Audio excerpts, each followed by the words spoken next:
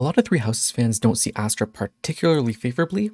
It's a combat art that's locked to Swordmaster, and chances are your Swordmaster is doubling anyways, so why would you use a combat art that's only expected to do 1.5 times the amount of damage of a single attack when you could just not use it and attack twice for 2 times the damage of a single attack? A lot of people would be ready to write Astra off here, but I'm here to show that it does hold some legitimate use cases. Not only that, I'll prove that Astra statistically has advantages over regular double attacks. Before that though, let's look at why Astra is considered bad. Astra is the most expensive combat art in the game, and not by a negligible amount. Other than Diamond Axe, which demands 7 durability for 14 might, every other combat art in the game is 5 durability or less. Astra costs a massive 9 durability. There's no slicing this anyway. For that much durability, you'd better be getting your weight's worth in gold for that attack. Earlier, I said that Astra does 1.5 times a normal attack, but that actually isn't true. First of all, the game claims that Astra triggers 5 hits at 30% of the weapon might, which would probably make it not the dogshit combat art that it already is, but in practice, the calculation just takes your expected damage and squishes it down to 30%. So if you're going to be doing 20 damage normally, Astra will give you 5 hits at 6 damage, totaling 30 damage. So let's not ignore the elephant in the room. If your Swordmaster isn't doubling, they probably shouldn't be a Swordmaster, so that 30 damage that Astra gives you pales in comparison to the 40 you would get with a double attack. Unfortunately, it gets worse from here.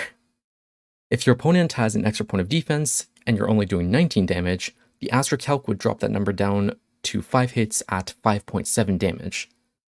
Whenever there's a fraction in a number, it gets truncated out, and this isn't a Fire Emblem thing, this is a lot of RPGs, Pokemon does this as well, for example.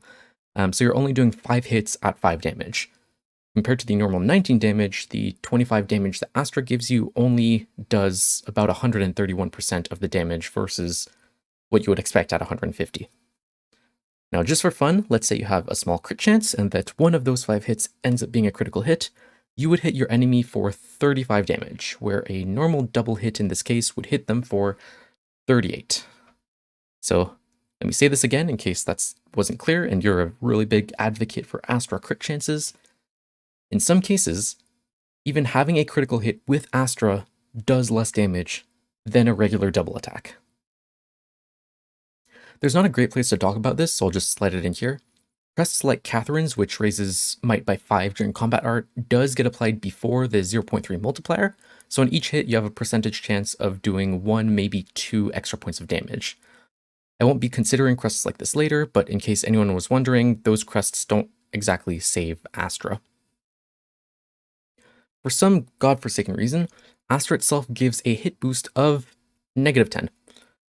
The combat art that in so many cases is worse than just attacking normally also decides to be less reliable.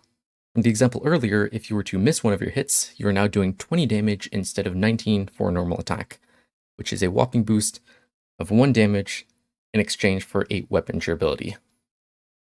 Whenever I talk about Astra later, I'll be going with the assumption that all 5 hits will connect, but in practice, this is something that should be at the forefront of your mind if you ever decide to use it. Astra is also locked to a 5 movement class, which is footlocked, and also favors swords, which is one of the worst weapon types in the game. There's not much to say here, Swordmasters sort of fall off really hard, especially after you hit part 2. There's a lot going against Astra, no doubt about it, but as this game is perfectly balanced, Astra does have its perks. So what's good about it? Well, first of all, if you're going to kill an enemy with it, it does avoid a counterattack. This isn't exactly exclusive to Astra, but it does provide a serviceable use for it.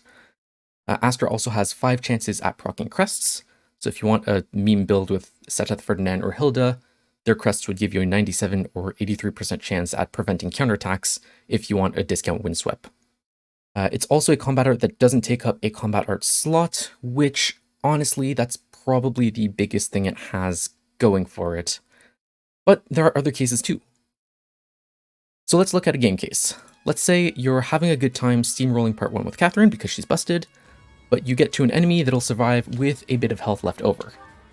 Looking at Astra's calculations, the enemy will survive with a bit more health because Astra is white garbage. But the astute viewer might note how much damage she has left, which is 11, and how much damage we do, which is 6 per hit. Now if we're lucky and we land a crit, this would kill the enemy unit. With a 23% chance to crit, not using Astra would give us about a 41% chance to land a critical hit.